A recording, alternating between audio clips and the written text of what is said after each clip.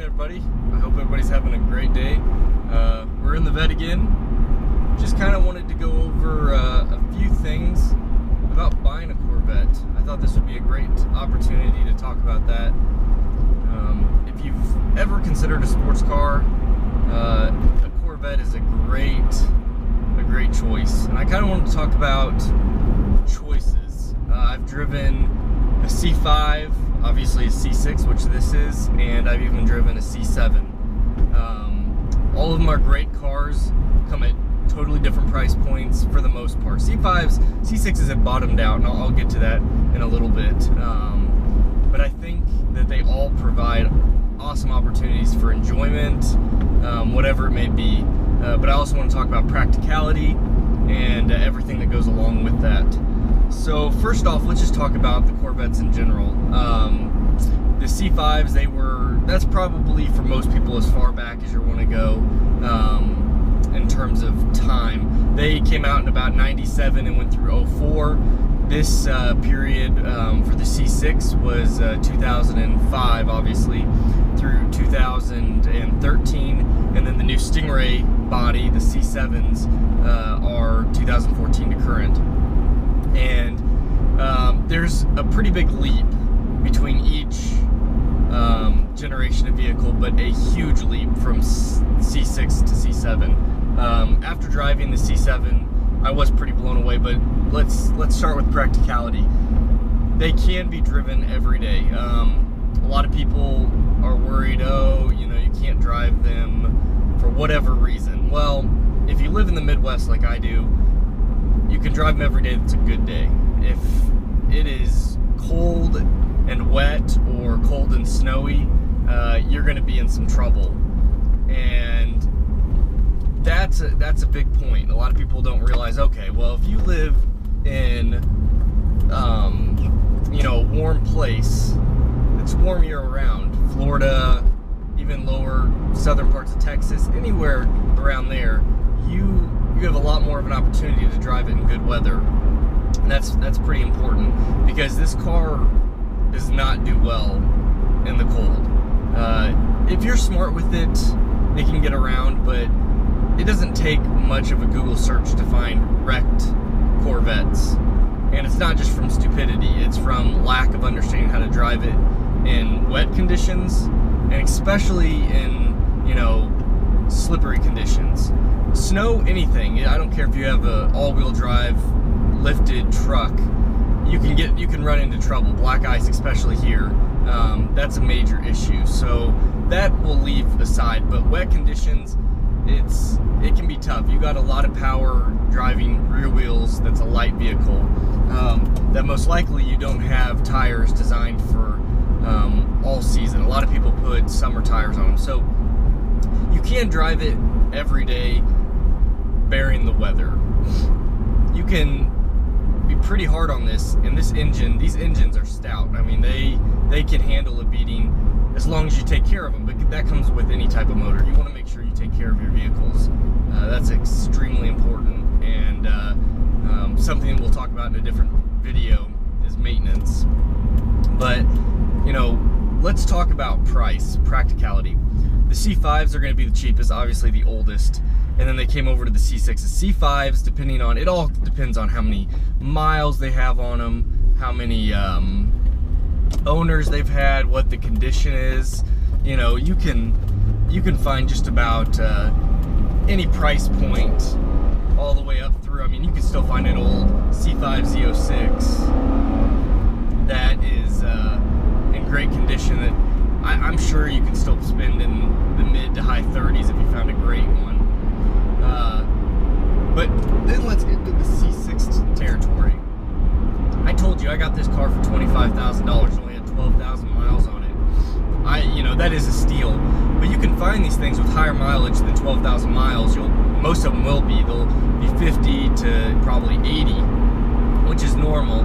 And if they've been taken care of, that's no problem. You're always going to run into some problems, especially being out of warranty. But they're pretty bulletproof, and the forums provide a lot of information.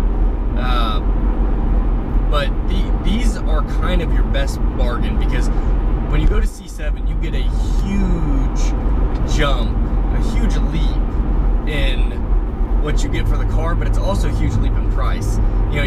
This is a Z51 3LT package for this same vehicle that I almost bought in that Shark Gray that was down in Texas. Pretty much every bit of 50, so twice what I paid for this. And I don't know if it gave me twice the excitement. It definitely was an amazing vehicle. The C5s, they're nice. They got a lot of power, but they're just, they seem old. The C6, it's a little bit better. The interior, still nothing great, but the power is awesome. The price is awesome. It looks good. It still looks good. It doesn't have those. I'm not a fan of the pop-up headlights. That comes on the C5. Some people like them. I feel like the newer, younger generation like me, I don't seem like a lot of people care for them, for that look. But the body on a C5 looks very good. Well, I like the C6 body as well. The C7 looks incredible as well. Again, that's actually up for some debate. Some people don't care for the C7 body style, except for especially the tail lights. The tail lights are, in my opinion, great, but some people do not care for them. But price, in my honest opinion, a C6 is bar none the best value you get. You don't get the incredible interior. The C7 is awesome, and it is still a great value for money. You really get an awesome interior. The mechanics of the car are much better than the C6, but this C6 drives great. I can handle no problem. Like I said, I have no issues. The engine is strong. It's got plenty of power. I mean, I can go more power, but for me right now, and we will be adding power, but for me, just getting started, this is a great car. It's great value, and I'm really impressed.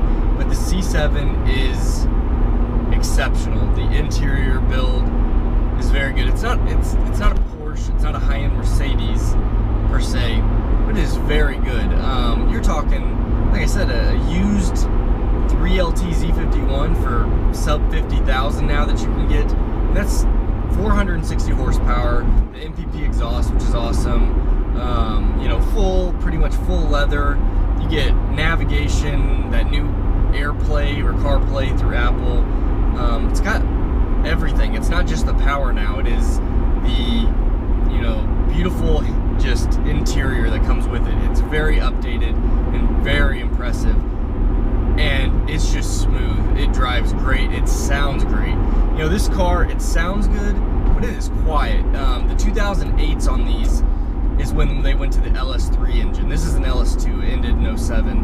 You got a little bit of a power bump, but you also had the ability to buy the MPP exhaust, which is the flap exhaust, where once you hit a certain RPM, it'll open up. This car sounds good, but it's also extremely quiet. And I know I've said we have some big plans coming up for the exhaust, but just for sound alone, the C7 is great starting out, but there's so much potential there for whether you go Corsa, Borla, whatever you want. But yeah, C7 is definitely great. A C6 is awesome. C5, I mean, for me, unless you're really on the body style, you're gonna get better power out of the C6. And on top of that, it's newer and there's not much price difference. You can find an old beater under 20 for a C5, but just for a little bit more money, you can probably find a decent one. You can find low 20s for one of these C6s, and it's definitely worth every bit of it. I would highly recommend it. So that's up to you guys. I would definitely recommend driving them, seeing what you think. The big thing you see from the C6 to the C7, the C6 seems extremely mechanical, whereas the C7, it's just a little more new age. It doesn't have as much, the manual's nice, but there's not as much, grunt and squeaks and rattles and rawness.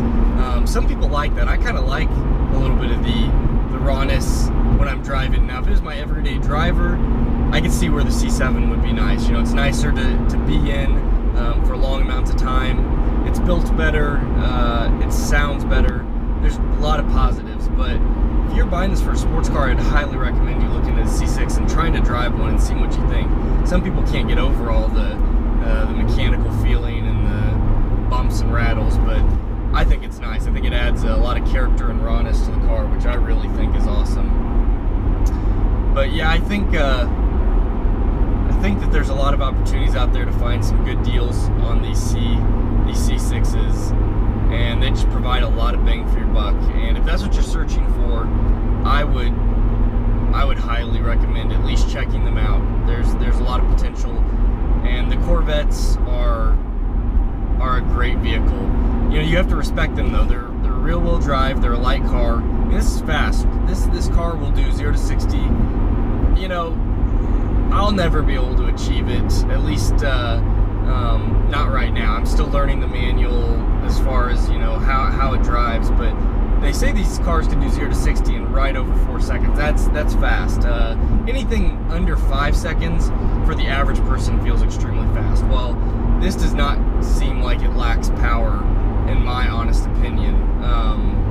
I can have more of it, and I probably need to get new tires so that I can hook up a little bit better, because I do have a little bit of issue hooking up, especially in second gear. If I'm really getting on it, it'll get squirrely on me, and I'm only at 400 horsepower. It's incredible when these guys go to 800-900 horsepower. It's an art trying to feather that gas as you're getting on through each gear. But yeah, guys, I think that there's a lot of opportunity out there, and I think that this is definitely an opportunity to look into. And also, one last thing I wanted to add about everyday drivability. Yes, they can be driven every day, but there is one kind of asterisk that goes along with it, and this is a low car. You will scrape. There's a plastic air dam under the front of the car that if you go over a speed bump or get up into a, you know, elevated driveway without really checking out, you know, the angle that you pull into, that you pull your car into, you got to be careful. You will scrape, and it's not that hard to also go even a little bit more and scrape your front bumper. It's not the end of the world. It can be replaced, but at the same time, there are certainly places that I have to avoid in the Vette that I could just take in a regular vehicle, especially like an SUV. There's roads that, you know, have large inclines and that go, you know, from an incline to a straight, that are just odd angles that the Vette would struggle. You know, that I could really bottom out the front, and that would not be a good situation. And so you have to actually, you do have to think. A lot of people, their everyday car, they just want to get in and drive. So that is kind of that asterisk that I'm talking about, that, you know, you got to be careful on what you're doing with the vehicle, and where you're going, because this car is low. And that does change a little bit of the practicality, but I still think I'm a huge advocate in good weather. This is not my only day driver. I do have another vehicle, obviously the Acura, which I'll be getting rid of, but I am going to have another daily driver. And so here in the Midwest, I couldn't get away with this as technically a dedicated daily driver, but I can daily drive it on any day that's pretty decent weather. So I would say at least 70 to 75% of the year I could daily drive this. But once we get into a few of the worst months here in the Midwest, it loses its ability to be realistic. I suppose you could, if you really wanted to push the limits, but then you can get into some dicey situations, and to me it's not worth it. But I hope you guys, I hope this gave you some insight if you're looking at Corvettes. They just have a lot of potential, and I think you'll enjoy your choice if you pick one. Like I said, C6s, but go out there and drive it. See what you think. I mean, you're going to be in love. You're going to be in love with the C7 most likely out of all of them. But it's going to come down to your hard-earned money. What you choose you want to do. Because there's a big difference between, say, $50,000 and $25,000.